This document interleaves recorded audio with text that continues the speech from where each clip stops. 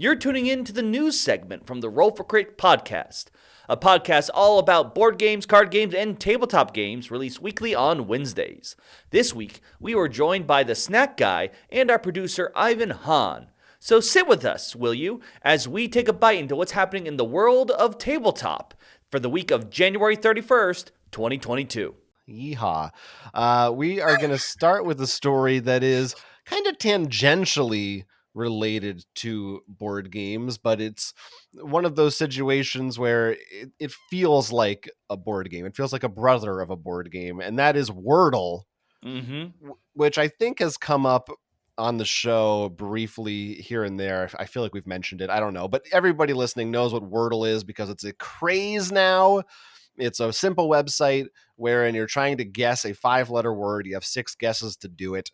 And every time you try to guess a word, it'll tell you if any of the letters you guessed are in the word, and if they are, whether or not you got them in the right position. Kind of like the old game Mastermind, but with letters. And there's just one a day. So you do one each day, and then you can share your score and keep your stats and all this stuff and try to do as well as you can. And it has been revealed that the New York Times has purchased Wordle.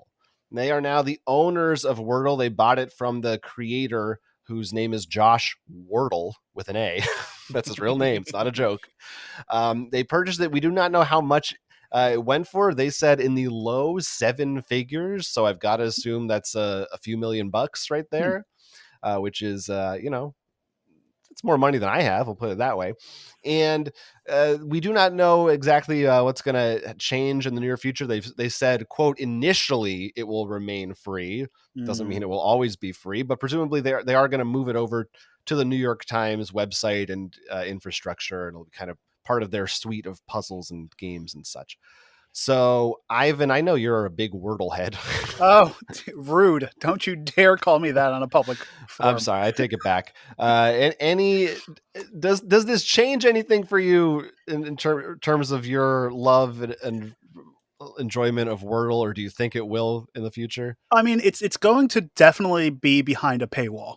The New York Times crossword puzzle app charges you every day or per subscription to play these bigger crossword puzzles. So that's the scarier part of this. But I mean, it's not okay. If I lose Wordle, oh well, somebody's going to make a copy of it anyway. I got news for you. There's like a dozen other copies already. Yeah. And some of them you don't need to wait a full day to play again. That's the interesting part of this is this is not it's not like this is a copyrighted, patented game in terms of its mechanics. Right. They're really buying the brand here. Which is weird because it's basic. It's okay. If somebody wants to remake this, they just make it a 7-letter word or a 4-letter word. And it's the same game. Maybe not 4-letter words. Well, but you know what I'm saying. But yeah. I mean, if for me, I'm like, if I'm Josh Wordle, I'm jumping at this chance before they realize that they messed up. Well, also, this game is fairly brand new. Yeah. And it's being bought out already. That's the amazing part to me. Right. Usually the New York Times, it's looking at its rivals, Microsoft buying Activision Blizzard, Sony buying Bungie, and they're like, we got to get on this and show them who's boss.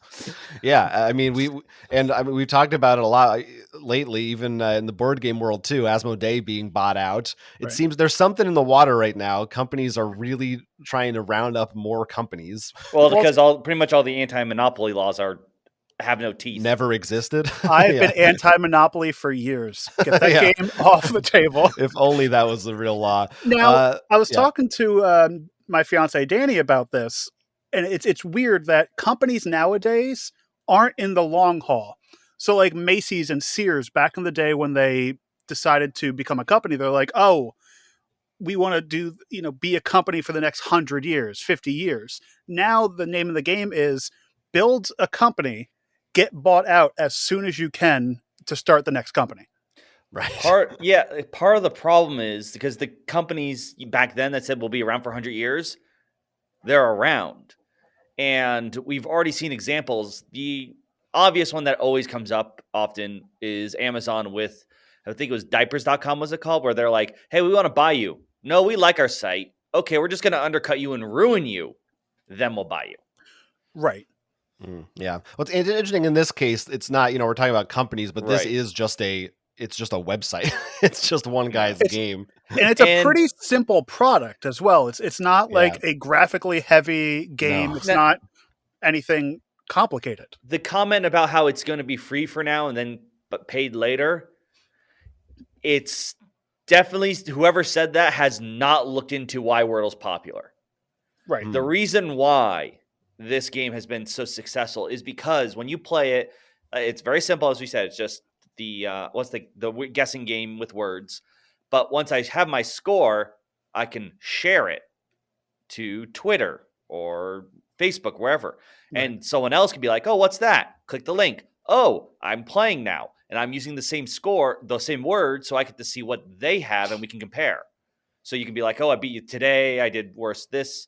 But it's because it's free and just so simple. By putting it behind that paywall, you're pretty much, I think that will kill like 80%. To be clear, we should say, they said will initially remain free. That doesn't mean they 100% will make it paid at some point. I think they're just leaving their options open. Fair enough. I'm just maybe being a bit pessimistic. I hope they realize that, because that is the reason why people like the game. I mean, there's more ways. I could see something. Obviously, just ads would be one option. Another option could be maybe it's still one game per day, but if you pay, you get a bonus game each day or something like that. That's what I was thinking. Yeah. Right. That would be better. But like if they put the whole thing behind a paywall. Yeah, it's some people are, I think, pretty unhappy about this. I was talking to someone who's saying, this is going to really, whether it's paid or not, like they're going to alter the structure of it. It's a big company. They said like in a year from now, it's not going to be the same thing. And my response was, I don't think I'll be playing this game in 3 months, whether or not it got bought at all. Well, it's funny that you say that, because I was going through my phone because my hard drive is getting full. And it's full of these types of games that I'm like, oh, this looks interesting. Let me play it. 2 weeks later, I'm like, oh, I forgot about this game. Does anyone remember HQ? Right. Yeah. Which was a phenomenon, which was purchased by another massive company. I don't know. The quiz game that was daily, every day live, and you tried to answer it on your phone. And it's. Oh, I remember that. I remember I didn't do it because I didn't like it. Well, nobody does it anymore because these things tend to not have a long shelf life. I do feel like this game could fit more, and why the New York Times purchased it, like the crossword puzzle. Yeah. Right. Yeah, I think that people will still play it, but it's going to be another month, and it's not going to be like it is now, where just everybody talks about it constantly. I'm seeing Wordle scores posted. So I feel like if I'm the New York Times, I don't understand why they don't just come out with New York Times word puzzle. Like they could do the same thing. Is the name Wordle that valuable? Yes. I guess their lawyers and accountants agree and think it is, but it's for millions of dollars? I don't know. But what do I know? Because most likely what they're just buying is the buzzword Wordle. They probably already made their own version of this game for their app, because a lot of the if you use the New York Times app on your phone, there's a few copies of other word games out there. Mm-hmm. So they just need that word to bring people in. They just need that Wordle. Yeah, I guess so. And anytime you're searching for Wordle or talking about Wordle, it'll bring you back to the New York Times, and I guess that's valuable. Let me ask you this. Have they announced a Wordle tabletop game yet? It'll be coming. It'll be coming soon. I'm pretty sure one of the last episodes I was on, we were talking about the guy who creates New York Times puzzles put out a board game. Oh, Will Shorts. Yeah. It'll be like, Letter Jam is kind of like Wordle the game, Wordle the co-op game in some ways. Right. Yeah, there's versions of that, and I bet if not an official one, I bet we'll see a few Kickstarter knockoffs. Oh, absolutely. I'll be right back. Brilliant idea. Yeah. Why haven't I developed this concept is not that intricate of a concept, even from a programming standpoint. Like like you said, it's a simple game, right? Man, to just make this and a few months later, you're a millionaire. What a thing. Oh, see, because we're lazy. Because I have ideas written down all over my desk. I'm never going to do anything with them. Yeah, That's weird. You just write them on your desk, not like Write a them on my notepad? desk. I Nope. recommend paper. I recommend Oh. paper. Well, anyway, that's Wordle. I also you can try out the next big craze, which is Tailordle. Do you guys know about Tailordle? No. Why do you sound so dismayed? Because this sounds like a dad joke coming up. No, it's not a dad joke. It's a real website. It's Wordle. Only all of the words are Taylor Swift themed, and every day there's a different. It's the exact same thing as Wordle. So if you don't want to play Wordle anymore, if they put it behind a paywall, just play Tailordle. Honestly, you would get money for that. Yeah, I mean, hey, it exists. It's a thing. You know, the biggest joke is, why did you invent something new? Just find something that's working now and put a clock in it. Yeah, and it'll sell. Yeah, good idea. Yeah, why are we trying to be? Yeah, let's just invent something that exists. You're right. Exactly. Much easier that way. Speaking of inventing things that already exist, Pathfinder has a new spin coming in our next story. Pathfinder, of course, is a role-playing game from Paizo. It's been around for a little while now. And it's been announced that they are forming a partnership with Gale Force 9, publishers behind Firefly and several other licensed games that have come out over the past few years. And they're going to be making Pathfinder and Starfinder-based board games. Starfinder, the sci-fi version of the Pathfinder RPG. 3 specific games, all slated to come out this year. The first one that we know about should be sometime in Q2, quarter 2 of this year, is called Level 20.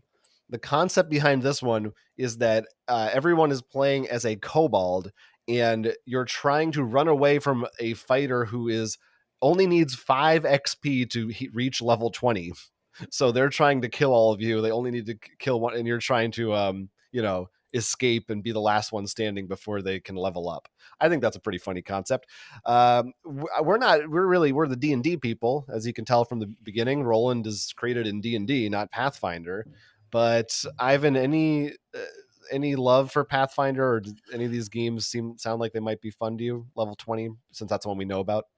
Have we ever played Pathfinder? We've never played Pathfinder. No. I will say this is one of those times when I got the base book. I'm like, you know what? I'll look into this, see how it happens. And within like a month, maybe even a week, they announced the second edition.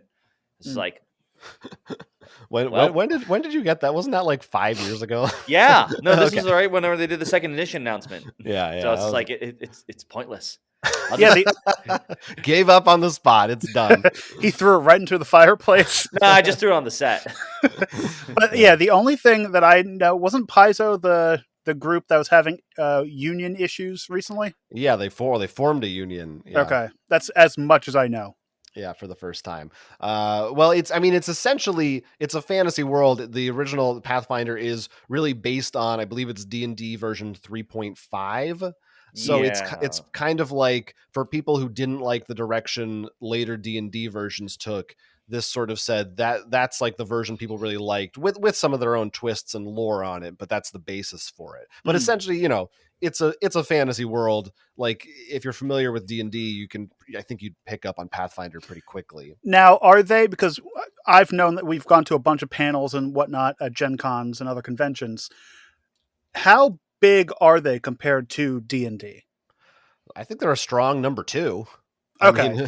Which, is not saying much, because in terms of RPG market value, D&D pretty much kills everything, but right.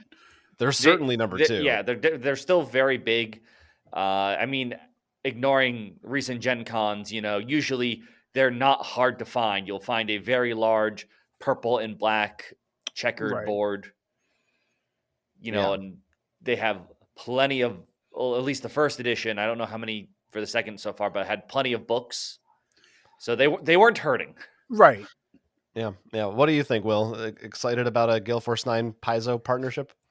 I think so. I think some of these games can be a bit more interesting, especially when you with someone that, for the most part, we've had some issues, but overall we do tend to enjoy Gale Force 9. I mean, this level 21 in particular sounds hilarious. It sounds like something level 20. Let's not go level overboard. 20. Sorry. Wow, I mixed it up because the enemies are 19. But you're level 19. 20. Oh yeah, you're right. You play as the enemies. Sorry, I'm getting confused. Go ahead.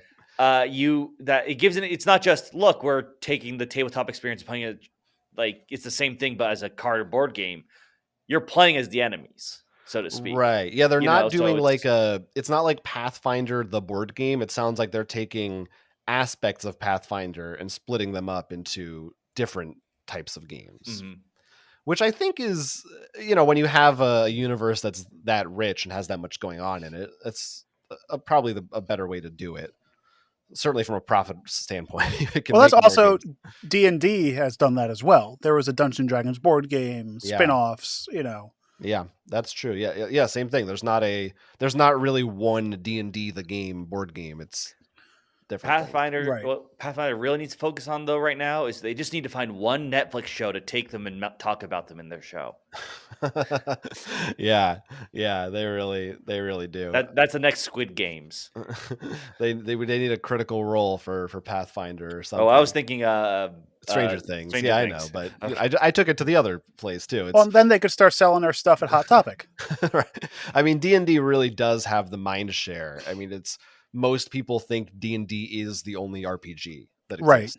Right. So it's impressive. Yeah, it's part of it is it was I don't know, but like it feels like it was the first big one, and it was the one that got into really the one like when you watch shows and they're making a joke, especially like 80s about nerds and stuff. It's it's usually like drakes and deep holes or something, like it's all D&D puns or like references. Drakes and that's your fake name for a D&D. Yes. Drakes and deep holes. I couldn't come up with another D. Yeah, that was really bad. Now I want to go buy a Drake's cake. Thanks. Yeah, well, maybe we'll see that in 20 years because Pathfinder wasn't around until I don't even know if it was in the 90s. Might have been not till the 2000s. You need the nostalgia because you're making a show about the 80s. There's no Pathfinder yet. Right. Anyway, so we'll see. Again, those are all slated to come out at some point this year. One in each quarter, it looks like, but who knows when they'll actually come out. Next, we're going to talk about IDW again. We had heard last year that their board game publishing arm was dwindling. In fact, it was closing completely, but this was just kind of leaked out of a profit report or financial report, and the details were sort of mysterious. Now IDW has come out and made it a little more official. Of course, this is a company who would do a lot of licensed games. They also have a whole comic book division, so they don't just do board games. And they came out and said that last year they were really dialing back their board games, and going forward, they're only selling out the products that they currently have. So they're officially out of the game. They are not producing or manufacturing any new board games in the future. And it looks like part of that comes from a report, maybe part of the reason they're struggling a little bit. They had a couple of big licenses from Hasbro, namely G.I. Joe and Transformers, which I don't know. I don't think they had the board game licenses, but they were doing comic books and stuff from those. And they are losing those. That contract is going up, which is apparently going to be a pretty big loss for them in terms of profits. So that could be a reason as to why they're scaling back in other areas. So now we know, and knowing is half the battle. Anyway, that was unintentional. I could definitely see this as something that was written on the walls. Is that a saying? Sure, yeah, that's it is now. I said it. Because everyone is getting their own titles back. So like they reskinned a lot of games or made a lot of IPs into games. But now, like Marvel can just make their own games. They're big enough now, or other companies are able to just buy their own, or like the Funko company buying, doing a whole game division. Yeah, I think part of it also is, especially these bigger companies with these classic licenses. They don't want to end up with the Spider-Man problem. Where they permanently licensed it out to someone else to make the money. Even though like the stories are well received, like for example, the Transformers comics I know from IDW are well received. People want action figures of those specific versions of the characters. But I can imagine Hasbro being a big enough company to want to be like, we can make our own stuff and make people come to us. Do you think Hasbro is going to be making their own comic books now? I feel like they might just license it out to somebody else. I don't know if they're in that business. I thought they did. I don't. I know they have a Magic Gathering comic, but I don't know if that, like you said, if that's licensed out. I do think though they're going to be more controlling of the contract. Would be more the thing. Maybe they just want more control. They want more say in what exactly it is. Right. Because for example, what I just said, like for going to the Transformers one again, for example, the designs are much more unique. But now Hasbro might be like, look, these character designs need to look like what the toys we're releasing right now or the game we're releasing right now. Yeah. Well, it's funny if you synergy, I guess. Right. Yeah. Well, if you look at the Hasbro comic book universe wiki, it has IDW and Hasbro. So Hasbro might just be their own comic book manufacturer at this point or publisher. I don't know. I mean, that could be. I have no idea. I haven't looked into this or what the legal stuff is. But yeah, it could just be like, well, we license it to you, so our name goes on the publishing page because we own it.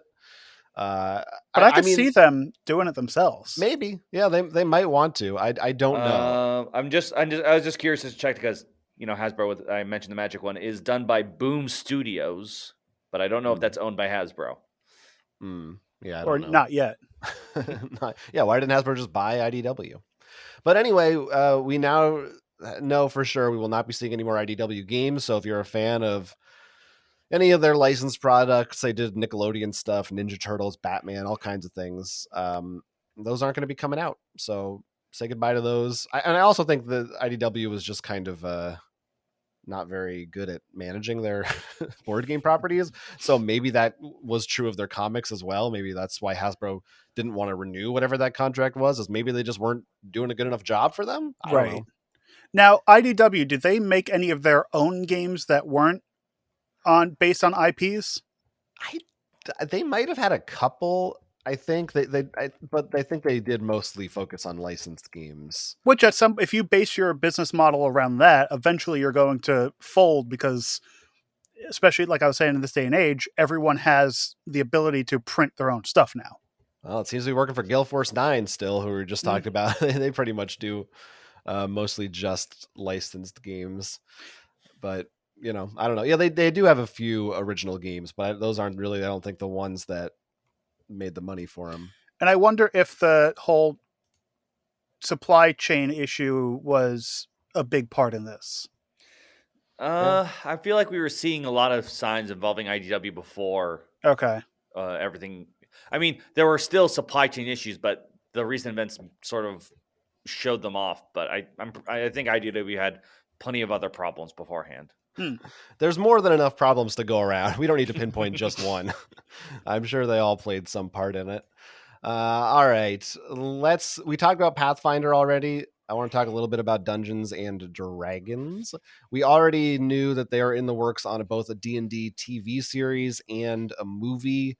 And we had found out the movie's going to have Chris Pine in it and all this stuff. And I believe the show is going to have scripts written by the writer of John Wick.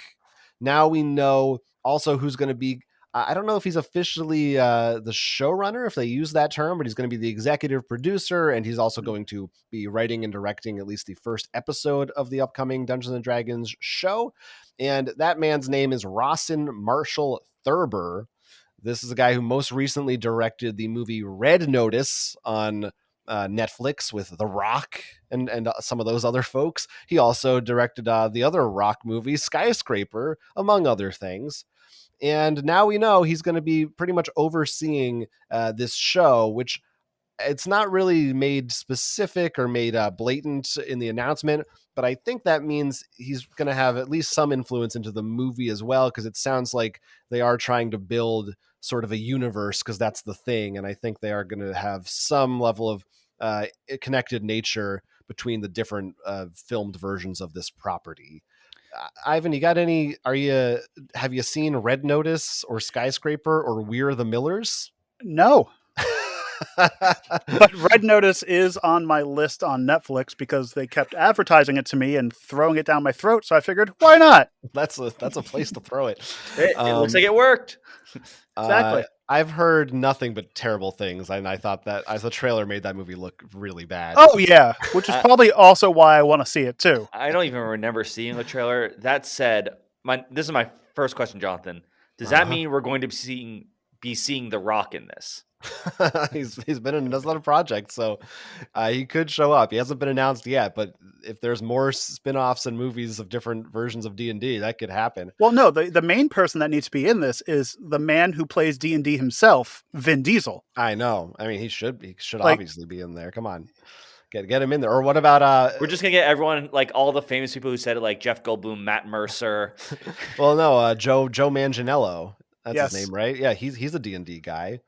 But yeah, and I will say I did see Skyscraper, which is also a very bad movie. Why? Yeah, I don't remember you being very positive. This was back during the Movie Pass days. I didn't have to pay for it. Oh, okay. Now, so I'm not. This doesn't fill me with hope. I'll say that. My next question, maybe I missed it. Did it say where it was streaming? I don't think we know yet what platform or network it's going to be on. The reason why I ask, I'm curious, because I believe, it's out now. The Vox Mechanica, the Matt Mercer Critical Role animated series on Amazon. So I wonder if that means we're going to see D&D stuff on Amazon, or if it's going to be like they're going to spread it all out and see what. I don't think. I think they're two totally, like, even though it's based on Critical Role. Maybe I'm wrong, but I don't think they mention D&D in that show. Like, I don't think it's associated with Wizards of the Coast or anything. I don't know, because that was one of the things I thought about the show, because I know it's his own world that he created, but like it's still used. I assume he still uses like Green Dragon or but that stuff's not like you don't. Can't, I'm curious. Like in D&D, I wonder, is copyrighted. it's like all just ripoffs of Lord of the Rings. Like, what about Beholders? Are they? I feel like that's. I think you could just call them something else. Honestly, I'm just curious. Like, I wonder how much control and that kind of stuff.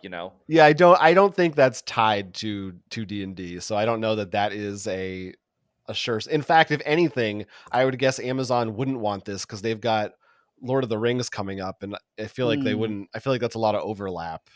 Now, the important question is, how tightly based of a show is this on the 1983 Dungeons and Dragons cartoon?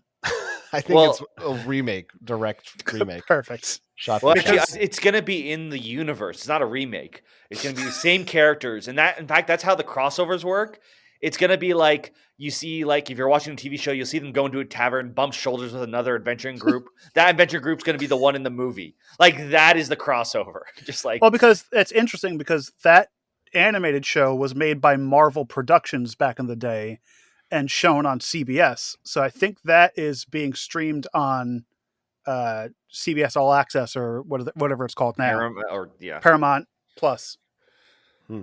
No, I never saw it, but this D&D show is coming with this guy at the head of it. So I don't know. I have no idea what to expect, really. I'm interested to see where they go with it. And, TV is a different medium from these movies. So it's not like, oh, this guy made a few bad movies, so he can't make anything good. But I don't know. He would have a really good shot at just making it generic.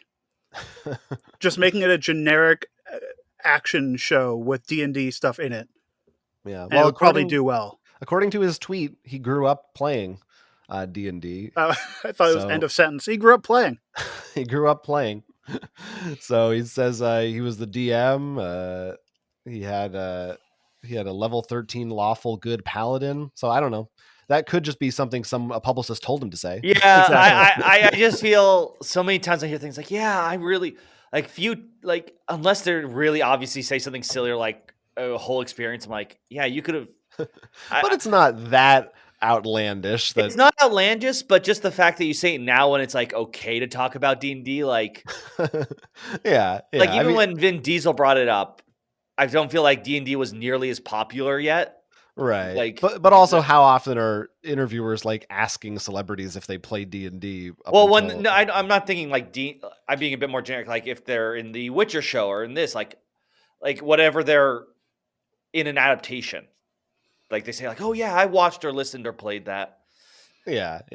I just don't want to. I don't want to slander this guy and say he's lying about playing. Oh, D&D. I'm not saying like I'm just He could be. I have doubt. But- I guess. I'd really prefer it if I'm gonna need him to do a deception. I'm gonna need him to do a charisma roll. I'd prefer if M. Night Shyamalan directed this. That'd be one heck of a show. Yeah. What would the? I think he. I don't know. There's 5 different jokes like partially formed in my head, and I can't decide which one to go with. So we'll just call it there. But we'll find out whenever this shows up and wherever it shows up.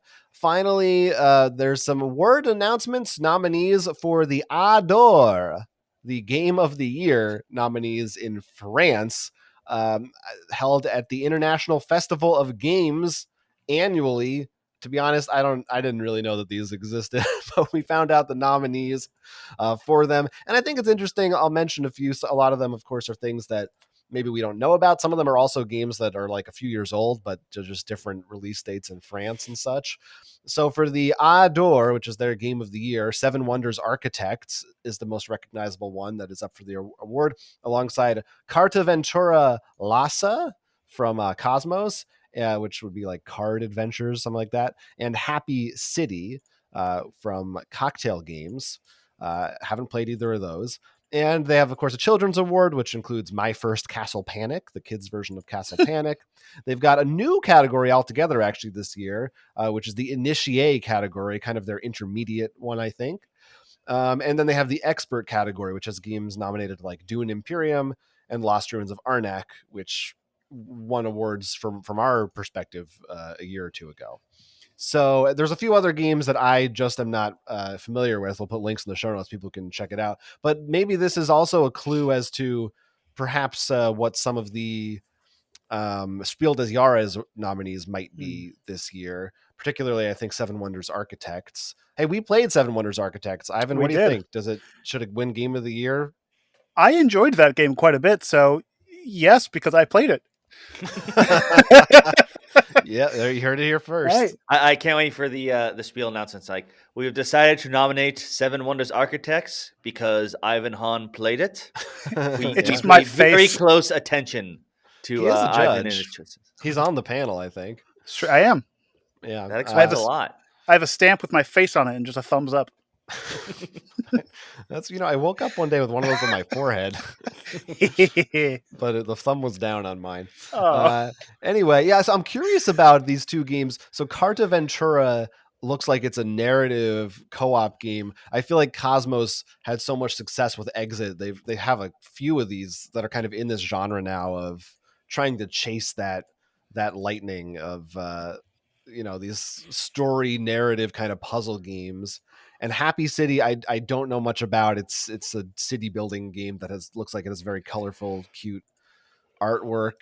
Yeah. Will, do you think any of these are likely to be Spiel games? Do you think we'll hear about these more going forward, or is this a France specific thing? The problem is now I'm trying to think. All right, Dune and Arnak have already come and gone, right? Yes, I'm doing time. Like, those are gone for us. I think Iki's a slam dunk because it's from Sorry We Are French. Yeah, for anyone listening, that's Iki, IKI. Yes. Which is a game that's set in Japan. That is, yes, one of the publishers is called Sorry We Are French. That said, I like that. I'm curious, once again, like you said, the puzzle card games, that's always something that could be interesting and fun. The Seven Wonders Architects does feel like you expect it to at least be nominated. Like, it's just such a big thing. Yeah. And it wasn't a train wreck. Like, I feel like when something like that, you have to be a really bad game to not be. And I did enjoy playing it. I'm surprised that's not in the Initiate game or whatever. I think because they put that in, like, that's like the overall, that's like the spiel. Okay. And the Initiate, like, just from what I can tell, it looks like they're like, they're supposed to be like a little bit more complicated. Yeah. Like, I don't want to belittle the previous one. It's one of those things where you argue about like where things can go and how they should compete against each other. going back to when Wingspan won a lot and everyone was angry about where it was nominated. Yeah, and I haven't heard of any of the Initiate nominees, which is why I didn't read any of them. But I'm curious about them. One of them's an Antoine Boza. Before. Yeah, that's Antoine Boza, designer, guy who did Seven Wonders and many other games. So that's something worth looking at. But they're 2021 releases somewhere, wherever they came out. I don't know. Now, is there a board game, tabletop game award that is like the top tier, like the Oscars or whatever, that's like on everybody's lists? Oh, if this game won the Oscar for 2022, it's going to sell off the shelf, go off the shelves quick. Yeah, that's what the spiel is. That's the spiel des Jahres for sure. Okay, so that's like a worldwide. Yeah. Pretty much, It is a German award, but it has the most international acceptance. Which I guess basically like the Oscars in our country. Yeah, right. All right, so we'll find out. They're going to announce that towards the end of February who the winners are, and we'll see what overlap there may be with the spiel or other awards later in the year.